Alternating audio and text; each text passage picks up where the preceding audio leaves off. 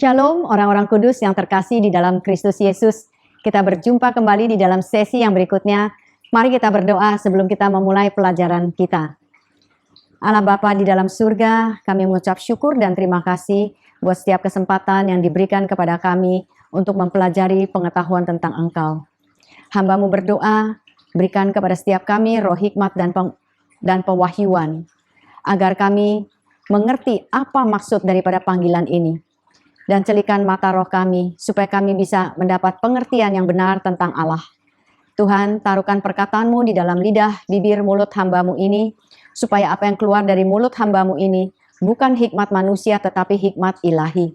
Terima kasih Tuhan, biarlah apa yang hamba-Mu sampaikan, itu sesuai dengan maksud dan kehendak-Mu saja.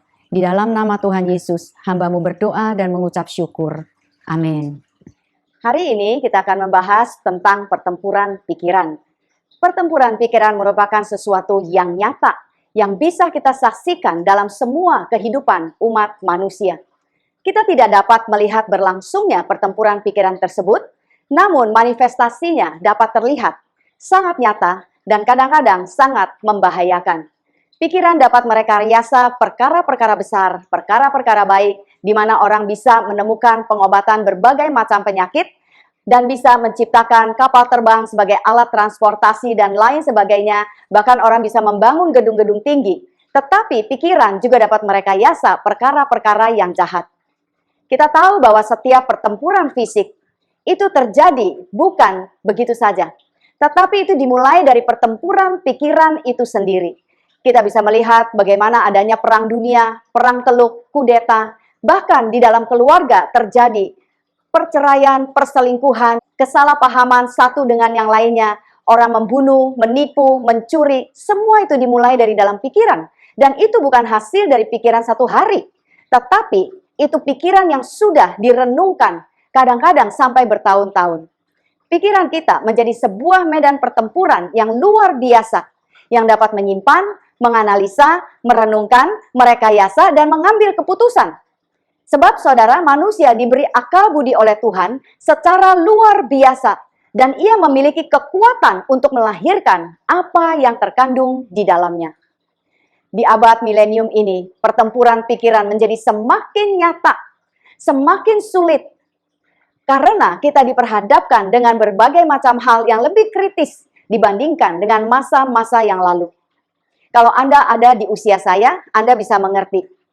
Apa yang dulu kita hadapi pada waktu kita kecil, pada waktu kita remaja, itu berbeda dengan anak-anak kecil dan anak-anak remaja di zaman milenium ini. Oleh karena itu kita perlu melihat apakah pertempuran jiwa, penyebab dan solusinya.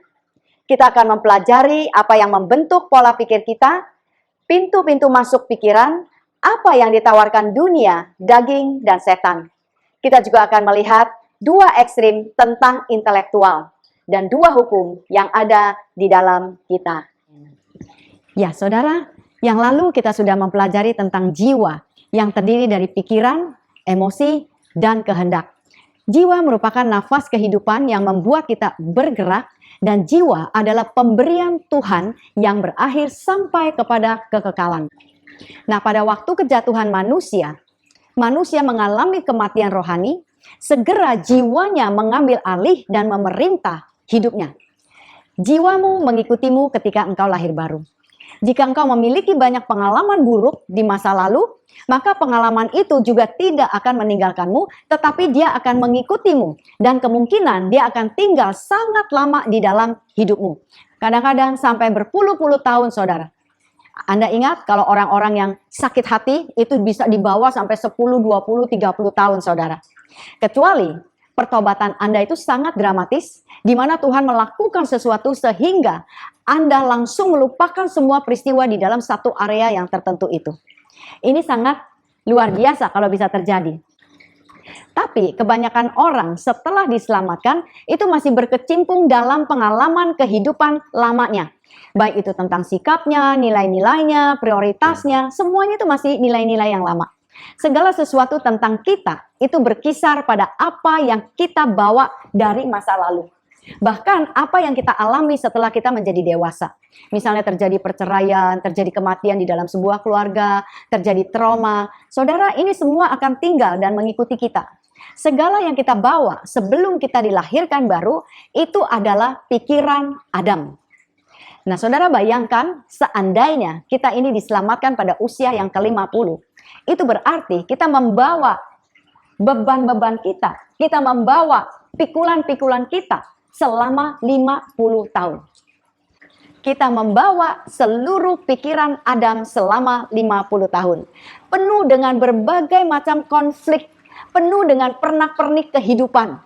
Nah, saudara, ini akan sangat berpengaruh di dalam kehidupan kita setelah kita menjadi manusia baru. Apakah yang membentuk pola pikir kita? Pola pikir kita itu dibentuk dari beberapa hal. Yang pertama, dari keluarga. Nilai-nilai dari orang tua kita pada waktu kita dibesarkan. Apa yang mereka perkatakan, apa yang mereka tanamkan di dalam kehidupan kita. Lalu kita juga dibesarkan di dalam keluarga yang harmonis, ada juga yang broken home, ada keluarga yang hidupnya berkelimpahan, ada keluarga yang hidupnya dalam kemiskinan. Nah, ini akan membentuk nilai-nilai kita pada waktu kita menjadi dewasa.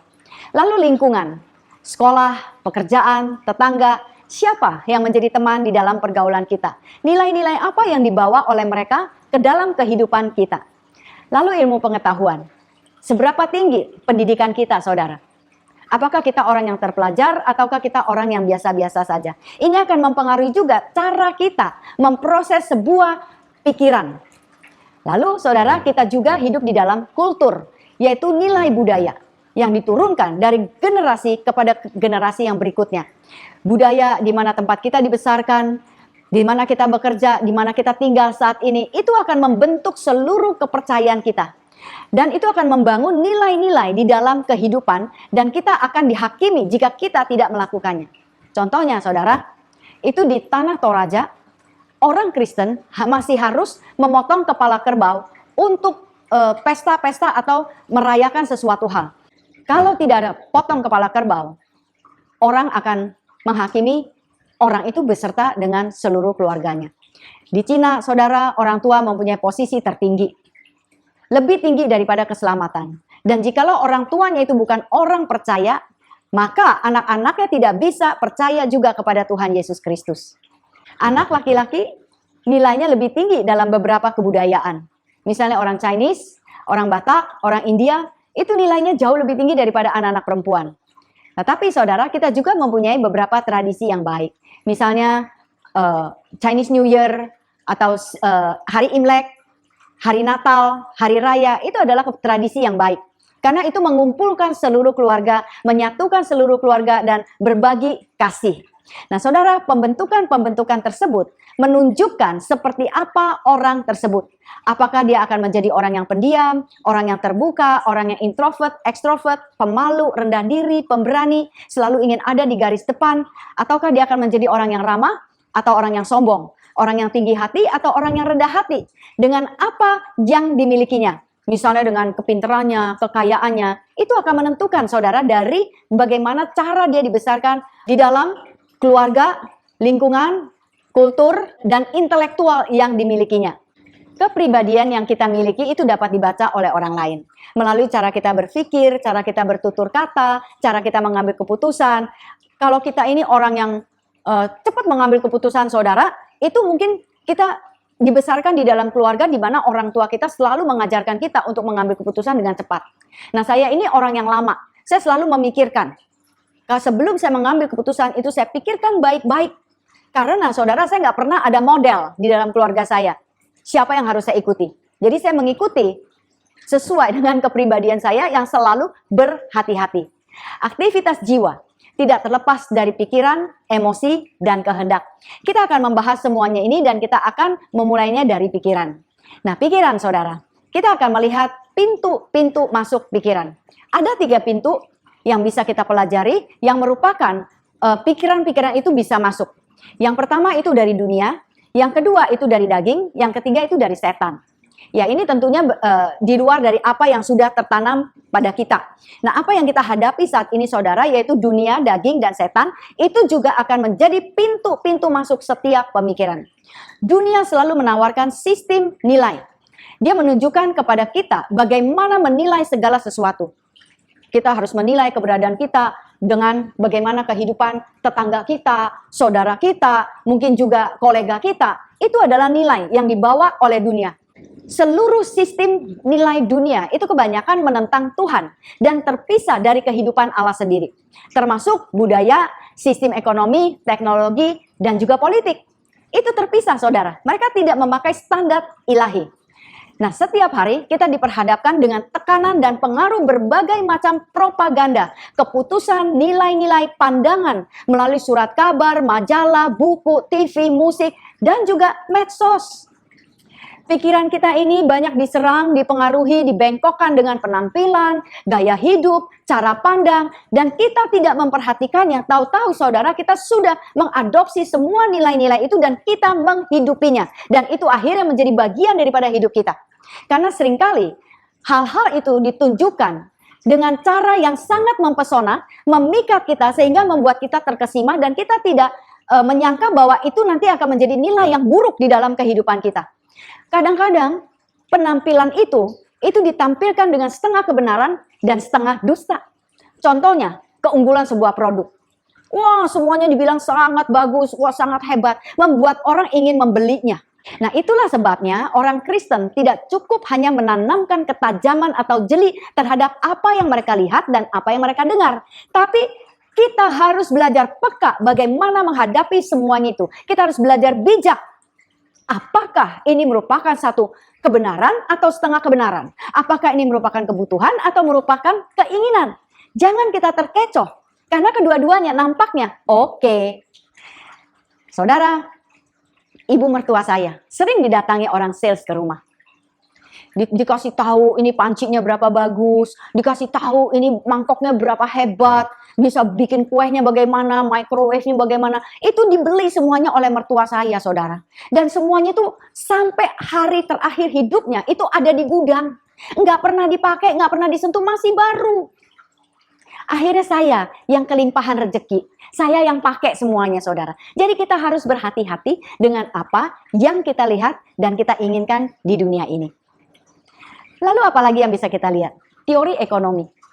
Teori ekonomi yang ada di dunia ini saudara diatur berdasarkan pada sistem kemunduran, kekurangan, dan kemiskinan. Jadi ketika persediaan itu kurang, kita bukannya mempercayai Tuhan, mempercayai kelimpahan, sebaliknya kita melihat harga semua dinaikkan dan kita percaya, wah kalau kita nggak beli nanti tambah naik lagi. Inilah saudara teori-teori ekonomi yang ada di dunia. Kita bisa memperhatikan harga tanah yang cenderung naik setelah krisis ekonomi 98. Karena pemikiran yang didasarkan pada ketakutan. Orang mengalami ketakutan bahwa persediaan tanah itu akan berkurang. Padahal tanah di Indonesia itu masih sangat begitu luas. Lalu para pedagang itu memanfaatkan daerah-daerah tertentu yang menjadi pusat perdagangan itu dijual dengan harga yang lebih tinggi karena mempunyai nilai tambah. Seluruh sistem ekonomi menjadi lumpuh karena didasarkan atas filosofi yang bertentangan dengan Alkitab. Hukum ekonomi di dalam Alkitab memakai sistem kelimpahan yang diikuti dengan hikmat dan hukum-hukum lainnya. Amin, saudara. Tuhan menunjukkan lembah Yordan yang masih sangat luas kepada Abraham setelah Lot mengambil tanah yang nampaknya subur. Dan justru tanah itu lebih lagi diberkati oleh Tuhan. Haleluya. Hal yang lain adalah kartu kredit. Orang hidup membeli barang-barang guna menjaga status, kehidupan sosial, dan menjadi serakah, semuanya mau, semuanya diinginkan. Inilah saudara yang menjadi keinginan daging, keinginan mata, dan keangkuhan hidup. Akhirnya, begitu banyak hutang kredit card yang tidak bisa terbayar. Semuanya itu bukan datang dari Bapa, tetapi berasal dari dunia. Sistem dunia meninggikan keakuannya dan materi. Tetapi Tuhan memakai hukum kerendahan hati yang didasarkan atas kasih. Hal yang lain yang bisa kita lihat saudara, melakukan dosa. Seks di luar pernikahan. Orang mengatakan boleh-boleh saja, jangan pakai perasaan. Yang penting kamu gak merasa apa-apa, kamu gak merugikan orang lain, lakukan saja, toh kamu gak menyakiti orang lain. Padahal saudara, hukum Allah, seks di luar pernikahan, itu tidak sah. Itu membuat orang tertekan, malu, dan terintimidasi. Tapi dunia membenarkannya dan kita hidup di dalamnya yang membuat satu pertempuran, satu pergumulan bagi orang-orang yang menginginkan hidup dengan benar. Saudara, menipu, mencuri, menyakiti hati orang lain itu nggak apa-apa asal jangan ketangkap. Toh semua orang juga melakukannya. Inilah yang kita lihat di dunia ini. Sakit penyakit, banyak orang memberikan izin kepada dokter untuk memberikan kata akhir atas kesehatan mereka. Penyakitmu tidak bisa disembuhkan, engkau hanya punya 3 bulan lagi untuk hidup. Padahal saudara, kalau kita kembali ke dalam hukumnya Allah, Yesus mengatakan, akulah Tuhan penyembuhmu. Oleh kuasa bilur-bilurku, kamu sudah disembuhkan. Jadi saudara, kita harus ingat bahwa Yesus mempunyai perkataan yang akhir, bukan dokter dan situasimu. Seharusnya kita bukan memakai pandangan dunia, tetapi pandangan firman Allah. Ini adalah medan pertempuran. Hati-hati saudara. Lalu bagaimana dengan nilai, budaya, dan tradisi? Setan mempromosikan ide-idenya melalui bagian-bagian budaya dan tradisi. Sepertinya ini sesuatu yang sudah menjadi kebiasaan secara turun-menurun dan kita tidak boleh tidak melakukannya. Kalau kita tidak melakukannya artinya kita tidak menghormati leluhur kita. Betul saudara? Banyak orang meninggikan dan mempromosikan ide-idenya tentang sebuah kultur yang harus dipelihara. Tadi saya sudah katakan, ada kultur yang baik, tapi ada juga kultur yang menjerat hidup kita. Di dalam masyarakat di Singapura, saudara, mereka sangat meninggikan pendidikan dan itu membuat mereka menjadi berkembang secara intelektual, bahkan secara berlebihan, sehingga perkembangan intelektual menjadi lebih tinggi daripada perkembangan spiritual. Mereka begitu sibuk mencari, belajar ilmu pengetahuan terus-menerus dan tidak memiliki waktu untuk memberi makan manusia rohnya. Tidak punya waktu untuk perkara-perkara roh. Akhirnya saudara, sekalipun mereka berhasil, mereka tidak menemukan kepuasan hidup sama sekali. Masih ada yang kurang, masih ada yang kosong. Lalu bagaimana dengan uang? Banyak orang meninggikan uang lebih daripada kehidupan itu sendiri.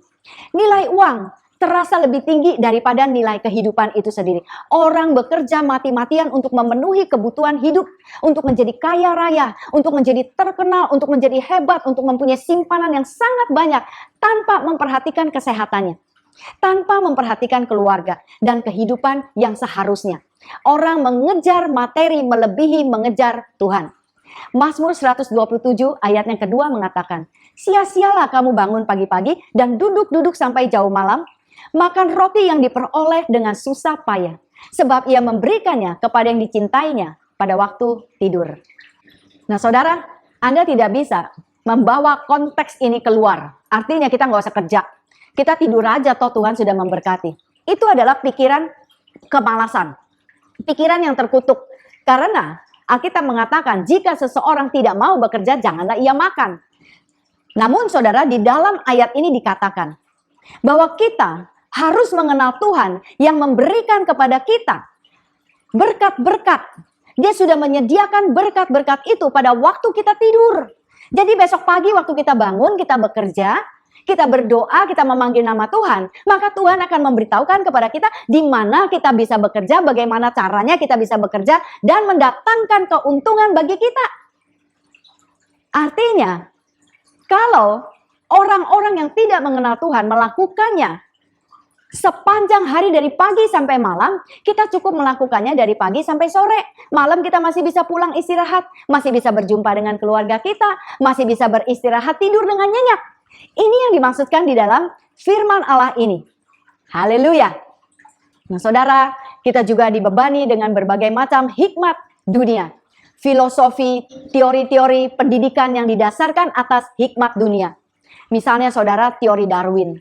Teori Darwin itu mengatakan kita ini berasal dari monyet. Engkau adalah sebuah amuba yang mengembang sejalan berlalunya waktu. Engkau ini datang secara kebetulan, jadi tidak terlalu penting kehadiranmu. Kalau engkau berhasil, syukur. Kalau engkau tidak berhasil, artinya engkau tidak penting. Dan ini memberikan alasan kepada pemerintah untuk mensahkan aborsi. Karena yang layak akan selamat dan yang tidak layak biarkan dia mati. Berbeda dengan rencana Tuhan. Tuhan tahu tentang keberadaan kita. Dia sudah merancangkan sebelum dunia dijadikan. Allah punya rencana yang indah dan luar biasa atas hidup semua manusia, apapun juga kondisimu. Bahkan saudara, orang-orang cacat pun diberikan keahlian yang khusus oleh Tuhan supaya hidupnya melakukan rencana dan kehendak Tuhan, berhasil memberikan satu kepuasan, membawa orang ini hidup di dalam kemenangan. Inilah saudara, apa yang kita lihat di dunia dengan apa yang ada di dalam kebenaran firman Allah, semuanya kontras. Dan apa yang ada di dunia ini membuat pikiran kita kacau, selalu bertempur, selalu bingung. Lalu kita melihat propaganda melalui media. Kita dijejali dengan berbagai macam gambaran manusia, dengan gambaran popularitas, gambaran kehebatan, gambaran otoritas. Tapi belum tentu semua yang digambarkan ini adalah benar. Anak-anak muda, saudara, generasi-generasi kita, itu banyak dijejali pikirannya dengan penampilan orang-orang yang wah, yang hebat dengan gaya hidupnya, dengan gaya berpakaiannya. Mereka itu dimasuki dengan konsep-konsep yang seperti itu melalui media sosial. Sehingga anak-anak itu menjadi terpengaruh dan menganggap bahwa inilah sosok yang harus saya ikuti. Inilah sosok yang akan memberikan keberhasilan di dalam kehidupan kita. Tapi apakah itu semuanya kebenaran? Bukankah keberhasilan kita, keberadaan kita, perjalanan hidup kita, itu ditentukan oleh Tuhan sendiri? Sangat disayangkan kalau kita tidak mengajarkan kepada generasi kita bagaimana caranya mereka harus memandang setiap sosok-sosok yang ditampilkan di dalam medsos itu. Bagaimana seharusnya mereka memandang orang-orang itu. Dan bagaimana mereka harus memandang diri mereka sendiri. Saudara, ada banyak advertensi yang ditampilkan di zaman ini. Itu semuanya merendahkan keberhargaan diri kita sendiri. Merendahkan keberhargaan diri di masa muda kita. Ya, seringkali kalau kita melihat sebuah advertensi, lalu teman-teman kita bilang, kamu bagus tuh kalau begitu. Kamu cocok tuh, belilah, beli. Nanti kamu akan seperti dia. Padahal saudara, belum tentu kita akan cocok gitu loh dipakai seperti itu. Dan kalau kita tidak mengikuti apa yang teman-teman kita bilang, mengikuti sosok-sosok yang ada di dalam medsos itu, kita akan dibilang ketinggalan zaman. Dan kita akan dibilang, kamu ini orang yang terlalu fanatik deh. Nggak cocok, nggak cocok. Saudara, kita hidup di dalam dunia yang seperti itu sekarang ini. Sangat menekan, sangat mengganggu pikiran kita. Belum lagi ideologi politik. Lalu film-film yang kita tonton, saudara. Anda harus tahu bahwa setiap produser yang menghasilkan sebuah film, itu dia mempunyai pesan-pesan tertentu. Dan kalau sang produser itu bukan orang yang benar, bukan orang yang percaya kepada Tuhan, maka dia akan menampilkan ide-ide yang ada di dalam dirinya sendiri. Mungkin dia akan menampilkan ide tentang bagaimana seharusnya orang menjadi orang kaya. Mungkin dia akan menampilkan ide bagaimana seharusnya kita harus berhasil dengan cara menikam, dengan cara kita menjatuhkan orang lain. Mungkin saudara, saya punya teman seorang produser film yang cukup terkenal. Dan dia mengatakan kepada kami, dia suka sering sharing, dia bilang film saya kali ini, pesannya adalah ini. Dan dia orang percaya, jadi dia memasukkan nilai-nilai kebenaran yang ada di dalam Alkitab. Puji Tuhan saudara, kita harus banyak mendoakan produser-produser film, orang-orang percaya dan orang-orang yang takut akan Tuhan, juga orang-orang yang hidup di dalam kebenaran. Apakah dia orang percaya atau orang yang tidak percaya? Kita harus mendoakan mereka supaya mereka menghasilkan film-film yang membawa nilai-nilai yang bisa membangun, yang bisa membawa masyarakat ini lebih lagi hidupnya lebih baik. Haleluya. Nah, saudara, bagaimana dengan daging? Di dalam dunia, seluruh keinginan, selera, dan dorongan itu merupakan peninggian diri yang bersifat daging. Apa yang kita saksikan bisa menjadi keinginan dan peninggian diri. Misalnya, orang ingin menjadi kaya, ingin berhasil, ingin terkenal, ingin menjadi hebat. Mungkin tidak ada salahnya, saudara. Tapi kalau kita tidak melakukannya bersama-sama dengan Tuhan, tanpa tuntunan Tuhan, tanpa kita ketahui bahwa itulah yang menjadi tujuan Allah di dalam hidup kita, maka itu hanya akan menjadi kepuasan daging. Contohnya saudara, saya di usia seperti ini masih suka membayangkan untuk menjadi orang yang punya uang banyak. Tapi kenapa saya mau punya uang banyak? Karena saya tahu masih ada banyak kebutuhan di luar sana yang harus kita bantu. Yang harus kita tolong. Gereja Tuhan masih membutuhkan banyak pertolongan. Pekerjaan Tuhan masih banyak yang memerlukan uang. Jadi saya berdoa sama Tuhan. Tuhan, gimana caranya saya bisa dapat uang? Haleluya. Ya, saudara, jika kita ingin daging dipuaskan, terlebih dahulu kita harus menguasai pikiran. Karena setiap dosa daging itu dimulai dengan dosa di dalam pikiran. Dalam Yakobus 1:14 itu dikatakan, kita selalu dicobai oleh keinginan sendiri. Kita diseret, kita dipikat, dan apabila keinginan itu telah dibuahi, ia akan melahirkan dosa, dan apabila dosa itu sudah matang, ia akan melahirkan maut. Jadi saudara, Tuhan tidak pernah mencobai kita, tapi kita ini dicobai dengan keinginan daging kita sendiri. Ingin merasa puas, ingin merasa cepat kaya. Saudara, Alkitab mengatakan keinginan daging adalah perseteruan terhadap Allah karena ia tidak takluk kepada hukum Allah. Hal ini memang tidak mungkin baginya karena mereka yang hidup di dalam daging tidak mungkin berkenan kepada Allah. Jadi kita harus berhati-hati dan memperhatikan tindakan daging. Saudara, tindakan daging juga bisa dilihat dari sikap kita. Kadang-kadang kita menjaga gengsi, menjaga muka kita, mengadakan pesta perkawinan yang sangat mewah, padahal uangnya nggak ada. Lalu pikiran kemiskinan, hidup miskin itu bersahaja, menyimpan barang-barang perabot rumah yang tua-tua sampai puluhan tahun karena berpikiran takut lain kali nggak punya uang untuk beli. Takut nanti kalau kita perlu nggak ada duit. Saudara, ini adalah pikiran kemiskinan yang bertentangan dengan Alkitab. Tuhan tidak menciptakan kita untuk memiliki pikiran kemiskinan, tapi pikiran yang berkecukupan. Lalu saudara, status wanita yang senantiasa ada di bawah anak laki-laki. Anak laki-laki itu lebih berharga daripada anak perempuan. Mama selalu lebih baik daripada istri. Ini adalah pikiran-pikiran kedagingan kita yang harus kita buang. Lalu perlakuan kita terhadap pekerja yang kadang-kadang kita harus memanfaatkan mereka kerja dari pagi sampai malam. Sepertinya orang itu tidak butuh istirahat. Lalu saudara, faktor keturunan. Orang sering mengucapkan, engkau ini memang seperti bapakmu. Kamu ini memang cerewet seperti mamamu. Jadi kita memberikan brandingnya saudara kepada orang atau kepada anak-anak kita. Itu dari faktor keturunan itu sendiri. Dan ini adalah pertempuran pikiran bagi anak-anak itu. Lalu bagaimana dengan kepercayaan yang salah? Bersaing untuk bisa mencapai posisi yang tinggi, kita harus menikam orang, kita harus bermain politik. Dan ini harus menjadi hal yang wajar karena semua orang di dunia ini melakukan hal itu. Saudara, otak Anda dirusak dengan kebiasaan-kebiasaan seperti itu. Lalu kita berpikir kalau kita dikhianati, kita disakiti, kita dianiaya, kita difitnah, kita harus balas. Kalau enggak nanti orang itu kebiasaan. Ini terjadi di mana-mana. Dan kita merasa orang yang paling fit untuk sebuah jabatan, orang lain enggak ada. Kita menjadi tidak sensitif.